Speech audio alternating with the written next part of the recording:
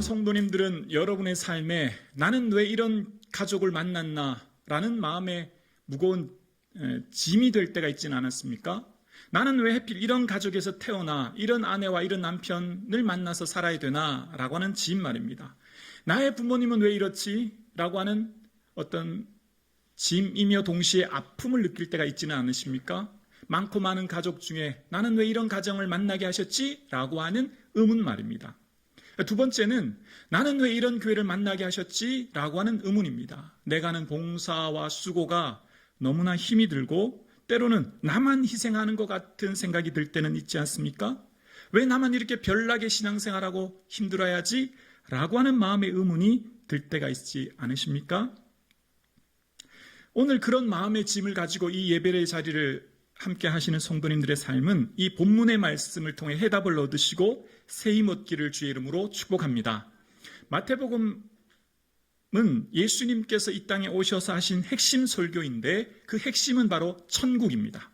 예수님 오셔서 말씀하신 가장 핵심적인 말씀은 예수 믿어 천국 가는 것, 절대 지옥 가지 말라는 것이 핵심 중에 핵심이죠. 성북중앙교회 사랑하는 교회학교 우리 유빈이부터 우리 연로하신 조영식 집사님까지 예수 믿고 천국 가는 은혜가 있기를 주의 이름으로 축복합니다. 무슨 일이 있어도 지옥 가면 안 됩니다. 예수 믿어 천국 가는 저와 여러분 되기를 주의 이름으로 축복합니다. 천국이 어떤 곳인지를 예수님께서 비유로 말씀하신 거예요. 예수님 당시 살고 계셨던 팔레스타인은 아시아와 유럽, 아프리카 대륙이 만나서 대륙의 통로가 되기 때문에 늘 전쟁이 빈번했습니다. 그러면 이때 당시 재물, 중요한 집안의 재물을 어디 숨겨둘 데가 없는 거예요. 오늘날 같이 무슨 금고가 있는 것도 아니고요. 그러니까 전쟁을 통해 피난을 가거나 집을 비워야 될 때는 중요한 재물을 땅에 묻어두는 겁니다. 항아리 같은 데 담아서. 그렇게 해야 다시 돌아왔을 때 그걸 찾거든요. 근데 이때 당시 이 한 사람이 그 사람이 종인지 소장농인지는 모르겠지만 열심히 땅을 일구는 겁니다. 근데 땅을 일구다 보니까 쨍그랑 소리가 나는 거예요. 봤더니 항아리에 엄청나게 귀한 보물들이 가득 차 있는 것입니다. 그러니까 이 사람이 생각한 거예요. 이 밭을 사야 되겠다. 이 밭이 아니라 엄밀히 말하면 밭 안에 뭘 산죠? 보물을 사는 거죠. 왜냐하면 이 당시 관례는 토지 주인, 지주와 소장농 혹은 종이 보통은 50대 50 나누는 게 관례인데 그게 잘 안 이루어졌대요. 왜냐하면 지주가 힘이 있기 때문에 영향력을 있기 때문에 종에게 조금 주고 자기가 다 하니까. 그래서 이거 다 하려면 어떻게 해야 돼요? 땅 사면 되는 거죠. 그래서 집 팔고 가축 팔고 전 재산 다 팔아서 이 땅 사는 거예요. 왜냐하면 전 재산을 팔아도 그 땅 사는 게 훨씬 가치 있으니까요. 그 안에 보물이 들어있으니까요. 사람들이 비웃겠죠. 야, 저 사람은 그런 돌짝밭을 왜 웃돈을 주고 사냐? 저 사람 이상한 거 아니야? 이 사람은 기쁜 거예요. 웃는 거죠, 속으로. 당신들이 몰라서 그래. 그 안에 뭐가 있는지 몰라서 그래. 혼자 씩 웃겠죠? 기쁘겠죠? 그러면서 전 재산을 아깝지 않게 들여서 그 땅을 사게 되는 것. 이 예수님 비유의 핵심은 뭘까요? 천국은 다른 모든 것과 비교할 수 없는 절대 가치다. 이 땅의 어떤 것도 이 땅 전체를 합쳐도 천국과는 비교할 수 없다. 반대로 말하면 이 땅 다 가져도 천국 안 가지면 헛되다 라는 것을 우리에게 말씀하시는 거예요. 그러면서 이 땅을 갈던 사람이 인생이 바뀌는 거예요. 그러니까 보물을 발견하기 전과 보물을 발견한 후는 인생의 목적이 완전히 바뀌는 거죠. 뭐 하려고요? 이제부터는 이 땅 사는데 모든 것을 투자하는 거예요. 인생의 가치관이 바뀐 거예요. 그래서 이제 내 삶의 모든 것을 들여 아낌없이 들여서 이 밭을 사도 전혀 아깝지 않은 인생으로 삶의 목적이 완전히 바뀐 거죠. 천국을 알면, 미래 천국을 믿으면 오늘 현재의 삶이 의미 있어집니다. 새로워지는 거예요. 재평가되는 거예요. 사랑하는 성도님, 여러분의 삶에 천국이 있음을 믿으십니까? 아멘이시죠? 아멘입니다. 그러면 자, 오늘 농부는 뭘 샀죠? 밭을 샀어요. 그러면 보화를 찾기 위해 밭을 샀는데 오늘 우리에게 밭은 어디일까요? 신약학자들은 일반적으로 이 밭을 교회라고 이야기합니다. 좁은 의미에서 교회예요. 왜냐하면 교회 안에 천국이란 보화를 예수님께서 숨겨두셨거든요. 교회의 주인이신 예수님께서는 교회를 통해 천국 생명을 전하게 하셨거든요. 교회를 통해서만이 예수님을 만나거든요. 교회를 통해서 천국을 얻거든요. 그래서 우리에게는 천국, 우리에게 바친 곳 이 교회가 되는 거죠. 농부가 게으르다면, 대충 했다면 발견하지 못했을 거예요. 천국을 발견하기 위해서 부지런히 애쓰고 노력했겠죠. 술집에 가는 사람은 술을 마시려, 도박장에 가는 사람은 도박을 하려고, 병원에 가는 사람은 건강해지려고, 교회 오는 사람은 예수 믿고 천국과 오늘의 삶을 힘있게 살기 위해 교회에 오는 거죠.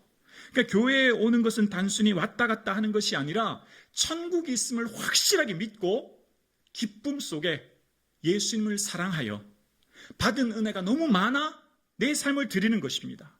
그래서 예수님을 더욱 사모하여 찬양하며 기도한 속에 천국의 소중함을 깨달아 우리의 귀와 눈이 열려 오늘 나에게 주신 기쁨 속에 현재의 삶을 살게 하는 거예요. 세상 사람들은 이 기쁨을 몰라요.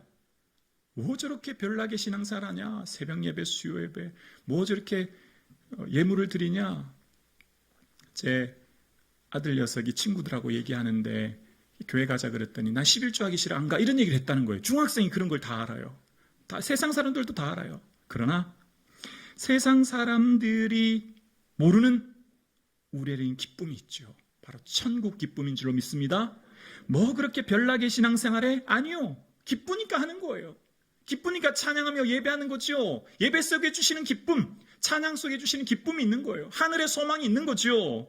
사랑하는 성도님, 생활이 지치고 피곤하면 내가 하는 신앙생활이 무의미해 보이고 내가 하는 봉사가 짐이 되고 삶이 지칠 때가 많습니다. 혹 그렇다면 저에게 말씀해 주셔야 돼요. 힘도 필요하거든요. 억지로 하다는 거는 말씀 안 드려요. 왜냐하면 교회는 짐이 아니라 기쁘게 와야 되거든요. 그런데 중요한 것 하나를 기억해야 돼요. 만약 그렇다면 내가 잃어버린 천국 기쁨을 놓치고 있지는 않은가? 내가 정말 천국을 잊고 오늘을 살진 않은가 생각해 보셔야 돼요. 천국의 기쁨을 발견하려면 반드시 천국의 양면인, 동전의 양면인 지옥을 기억해야만 천국이 얼마나 가치 있는가를 알게 되는데, 지옥은 구더기도 죽지 않고 불도 꺼지지 않는 사람마다 소금치듯함을 당한다는 거예요. 여기 있는 교회학교 친구들은 구더기를 못 봐서 잘 몰라요. 구더기 어떤 데 있는지. 구더기는 응아에 한 거 있어요. 응아에. 아시는지 모르겠네요. 배설물 같은데, 그리고 시체에 있는 거예요. 가장 지저분한데, 그 가장 더럽고 지저분하기만 한 것이 지옥이 아니라 죽지 않는다는 것은 고통이 영원하다는 것이고, 더군다나 불이 있다는 것은 고통을 견디기 어렵다는 거예요. 그래서 불로 소금치듯함을 당한다는 거예요. 배추 절이듯이 불로 우리가 절여진대요. 오장 내부가 절여지는 고통을 당한다는 겁니다. 꺼지지 않는다는 거예요. 영원한 고통을, 지옥을 잊어버리면 천국을 잊어버리게 되고, 천국을 잊어버리면 내 삶이, 오늘 사는 삶이 무의미해져요. 내가 왜 살지라고 하는 무의미와 허탄 속에 살게 되어지죠. 우리에게는 천국의 소망을 가지고 오늘을 살아가는 힘을 얻습니다. 저 영원한 지옥의 고통을 가지 않은 은혜가 얼마나 큰 은혜인지 몰라요. 사랑하는 교회학교 친구들, 예수님 믿고 천국 가기를 주의 이름으로 축복합니다. 아멘이시죠? 이게 믿어질 수 있기를 원합니다. 그냥 막연하게 그냥 천국 간 데가 아니라 누구나 다 간 데가 아니에요. 너무나 가치 있기 때문에 선물로 주셨거든요. 사랑하는 성도님, 내 삶의 오늘 하루는 하나님께서 선물로 주신 하루이죠.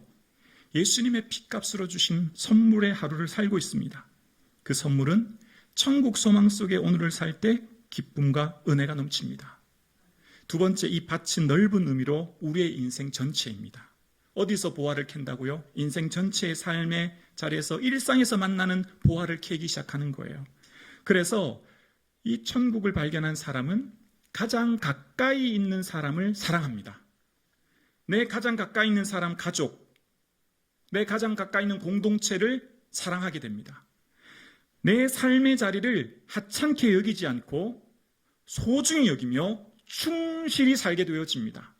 어떤 사람이요? 천국의 기쁨을 발견한 사람이요. 66권 성경 중에 여인의 이름으로 기록된 성경은 에스더와 룻기 딱 두 권이죠. 에스더는 그 당시 페르시아 대제국의 왕비였고 나라를 구한 구국 영웅입니다. 누가 뭐래도 에스더는 뽐낼만 하고 자랑할 만한 사람이지만 룻기가 기록된 것은 우리가 쉽게 잘 이해되지 않습니다. 아시는 것처럼 룻은 사회적 업적이나 명성을 이룬 것이 전무하고 그는 태어난 혈통도 유대인이 아닌 모압 이방여인입니다. 당시 사람들에게 이방여인은 계취급받는 사람이었죠. 그는 탁월한 업적이나 명성, 사회적인 영향력이 전무한 사람이 룻이에요. 전업주부였죠. 그런데 룻이 가장 잘한 일은 뭘까요? 청산가부가 되어 시어머니 나오미를 마음을 다해 섬겼다는 거예요. 며느리 룻은 시어머니 마음을 헤아리면서 효도를 다합니다. 나오미는 남편이 죽고 두 아들을 죽은 이런 슬픔 속에 흉년도 들어 고향으로 돌아와야 했습니다. 그래서 동서 룻에게 말하죠. 동서 오르바가 갔던 것처럼 너도 너 고향으로 가라. 괜찮다. 나 그냥 혼자 고향으로 갈게. 그랬더니 룻이 뭐라고 말합니까? 어머니, 저 돌아가라고 강권하지 마세요. 어머니께서 가시는 곳에 저 가고요. 어머니께서 머무르시는 곳에 그곳에 저도 머물겠습니다. 어머니의 하나님이 저의 하나님 되고 어머니께서 죽으시는 곳에 저도 그곳에 묻히겠습니다. 내가 죽는 일 외에 어머니 떠나지 않겠습니다. 그런 얘기예요. 얼마나 감동적인지 저는 이 본문 묵상하면서 너무나 감동적이었습니다. 여러분, 룻이 나오미에게 재산을 바라고 유산을 바라고 섬겼나요? 아니요. 없어요.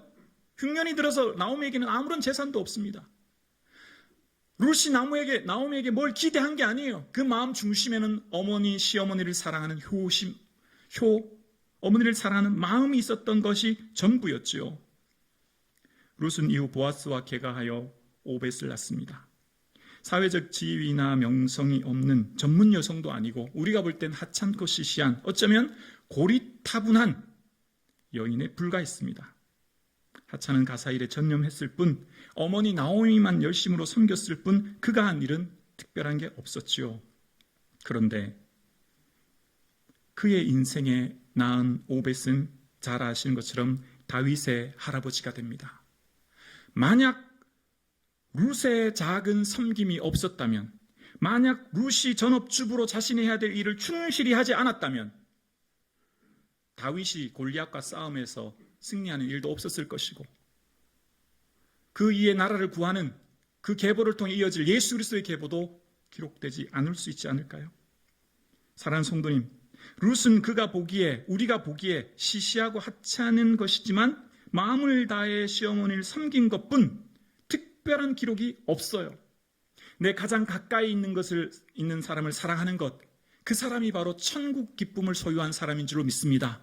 여러분이 지금 하나님을 기쁘시게 하는 일은 여러분 가장 만나는 가장 가까이 있는 사람을 행복하게 하고 즐겁게 하고 혹 그 사람이 무엇인가 문제와 어려움이 있어서 고통당한 데 있다면 내가 그 짐 지는 것, 그것이 주의 기쁨인 줄로 믿습니다. 모든 사람이 귀히 여기지 않은 그냥 평범한 여인으로 살았지만 하나님은 룻을 통하여 새로운 역사의 지평을 여셨고 그를 통하여 그를 통하여 예수 그리스도의 족보를 잇는 위대한 여성으로 세워주셨습니다. 우리가 볼 때는 크고 작은 일이 있지만 하나님 보실 때는 우리에게 맡겨주신 일이 다 소중하고 귀한 것입니다. 우리가 볼 땐 시시하고 하찮고 내 자신도 초라해 보일 수도 있지만 하나님은 결코 그렇지 않습니다. 나는 하나님의 존귀한 자녀이며 소중한 자녀요 또한 내게 맡겨준 삶의 자리는 아무리 작고 보잘것없는 것이라도 영원한 하나님 나라에서 영광 중에 빛나게 될 줄로 믿습니다. 사랑하는 성도님, 여러분이 사랑하는 가족을 위해, 여러분이 이웃을 위해, 여러분이 교회를 위해, 여러분이 민족을 위해 헌신하는 희생이 나만 손해보는 것 같습니까? 아니요. 우리에게는 영광이 될 줄로 믿습니다. 내 사랑하는 형제들아, 견실하며 흔들리지 말고 항상 주의 일에 힘쓰는 자들이 되라. 이는 너희 수고가 헛되지 않은 줄 알미라. 헛되지 않습니다. 헛되지 않아요. 우리의 모든 수고가 헛되지 않음을 기억하라는 것이죠. 이 세상 최고의 복은 천국 가는 복인 줄로 믿습니다. 예수 믿고 천국 간다는 것을 안다면 우리에게 축복은 뭘까요? 준비가 축복이에요. 준비가. 학생에게 준비가 뭐예요? 시험 공부 잘 준비하는 게 그에게는 축복이에요. 좋은 성적이 나니까요. 우리에게 축복은요, 준비가 축복이에요. 무슨 준비요? 천국 갈 준비요. 천국에서 주님 만날 준비요. 그 천국을 사모하고 천국을 믿고 천국을 바라본다면 오늘을 시시하게 하찮게 결코 살지 않아요. 준비하며 살아요. 어떻게 해요? 내 삶을 충실하게 사는 거예요. 하나님께서 맡겨주신 사명의 자림을 알고 비록 불편하고 어려움, 가정환경, 부모님 마음이 아프고 힘들지만 하나님께서 왜 내게 맡겨주셨나? 왜 이 교회를 맡겨주시고 섬기게 하셨나? 하나님께서 주신 사명의 자림을 알고 충실히 살아가는 은혜가 저와 여러분의 삶 가운데 있어질 수 있기를 주의 이름으로 축원합니다. 여러분, 남은 인생 어떻게 사시려고 하십니까? 내가 가장 힘쓰고 애써야 될 인생의 목적이 무엇입니까? 우리는 이 세상에서 다 누리려고 하니 우리의 마음이 낙심되는 거예요. 예수님을 믿고 기도함으로 이 땅의 것만 다 누리려고 하는 우리의 믿음이 전락하니 남들처럼 못 누리고 만들처럼 못 얻으니 신앙에서 멀어지고 믿음이 나약해지고 교회가 멀어지고 심지어 천국 소망까지 잃어버리게 되는 거죠. 물론 주님을 잘 따르고 믿으면 더불어 먼저 그 나라와 의를 구하는 우리에게 이 땅의 모든 것 주시는 거예요. 그러나 우리의 목적은 여기 있지 않아요. 천국 소망 속에 그 나라를 바라보고 살아가는 우리에게는 하나님이 주시는 영원한 나라, 그 나라를 바라보고 오늘 하루를 살아갈 수 있기를 주의 이름으로 축원합니다. 그럴 때 천국을 소유한 사람은 내 인생이 재편되는 것입니다. 오늘을 힘있게 살게 되는 것입니다. 나의 가장 가까이 있는 사람부터 섬기는 거예요. 그리고 그 속한 공동체를 통해 하나님의 기뻐하는 일들 위해 살아가는 것이죠. 2023년 새해가 벌써 일주일이 지났습니다. 여러분, 무엇하며 남은 인생 사시렵니까? 예수님도 사랑하고 다시 오실 예수님 그리워하고 천국을 준비하며 남은 인생 사실 수 있기를 주의 이름으로 축원합니다.